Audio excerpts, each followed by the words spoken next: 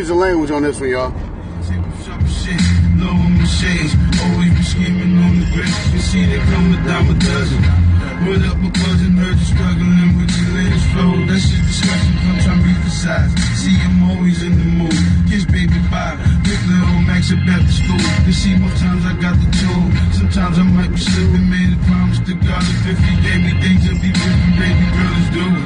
What the fuck you waiting for? She told me Maxie that I was just you with him on the road. This bitch, I put you on the road. Pimpin', that's all I know. Fucks with bitches on Charlie, baby. I travel the globe. Call my name up in the snow.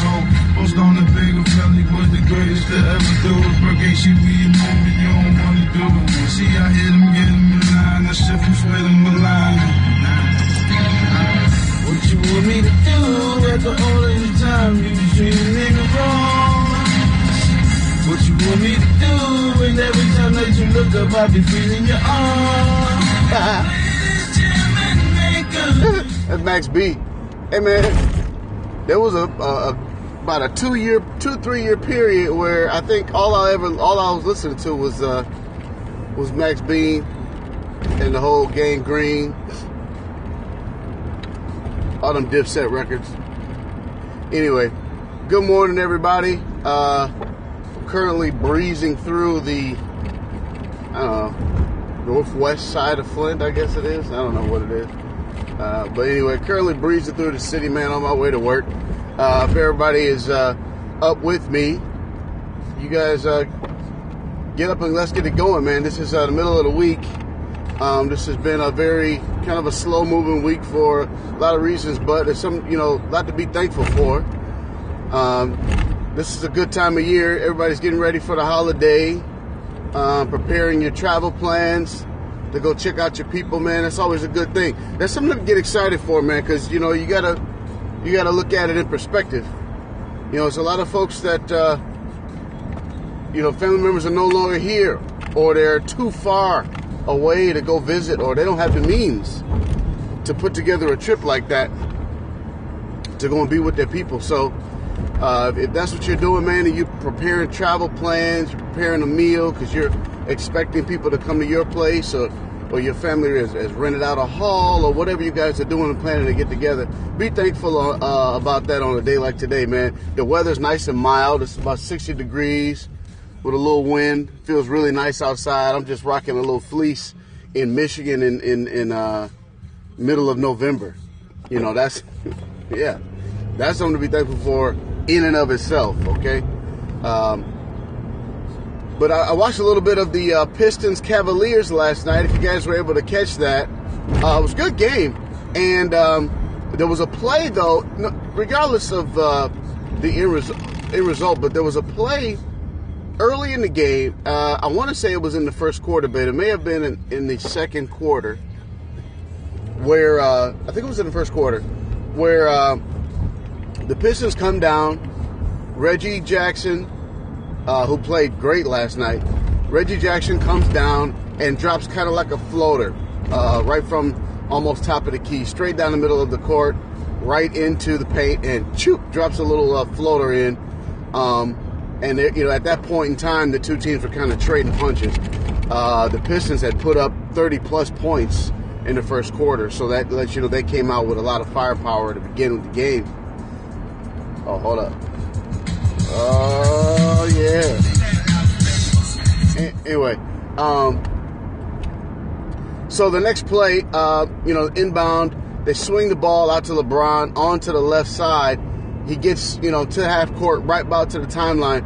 He sees a little daylight. Well, Andre Drummond is just really kind of getting back on defense. I'm not saying he's late on the rotation because the defense hadn't been set, because LeBron had advanced the ball so quickly. Well, what LeBron decided to do was, to go rhino, and he just charged right into the paint to try to get close to the cup. And you know how LeBron will do, use his body, create that distance between you and his left hand, and just kind of guide the ball up near the rim. Well, that's exactly what he did. This time, Andre Drummond kind of gave up his body a little bit to try to stop LeBron or to provide some contact, maybe to alter the shot. And the shot that Andre Drummond took from LeBron James in full speed you don't really get the effect of it until you actually, you have to zoom the screen in on this shot. LeBron James goes basically like the right half of his body into the left hip and that line of Andre Drummond and sends Andre Drummond stumbling back like it was sniper fire. You gotta think, man, Andre Drummond is an enormous human being. I mean, absolutely huge, both tall and wide.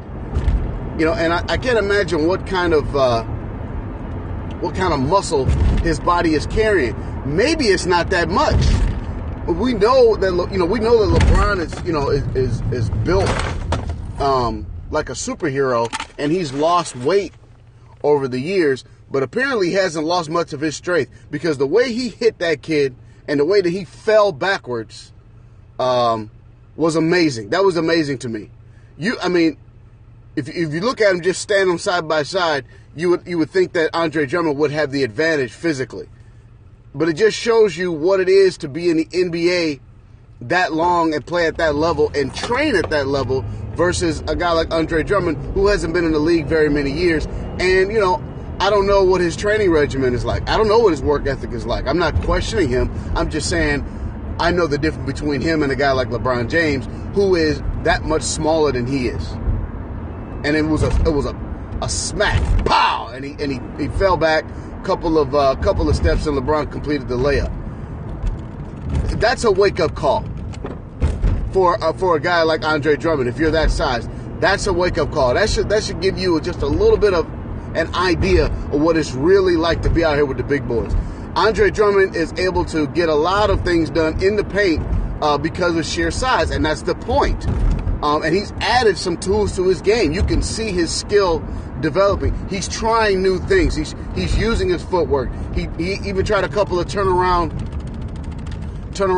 jumpers yesterday, and turnaround hook shots and those kinds of things. Which, if he gets comfortable with, that should be a tool that he can use in games for years. I mean, he can find a place on NBA rosters for years if he can get that thing down. But just physically, you wonder where Andre Drummond is, and is he ready to play NBA basketball at a high level for the long haul? Because a guy like LeBron James, even though LeBron is probably, the most peculiar physical specimen in the league, I mean, one shot sent Andre Drummond stumbling backwards. And don't think that guys like, the big dogs like LeBron James, Russell Westbrook, even guys like Melo, don't think they're not paying attention to stuff like that. Like, oh man, that guy big, but you can put him on his heels. Once you've been identified, here come the freight train, baby. Here come the boys.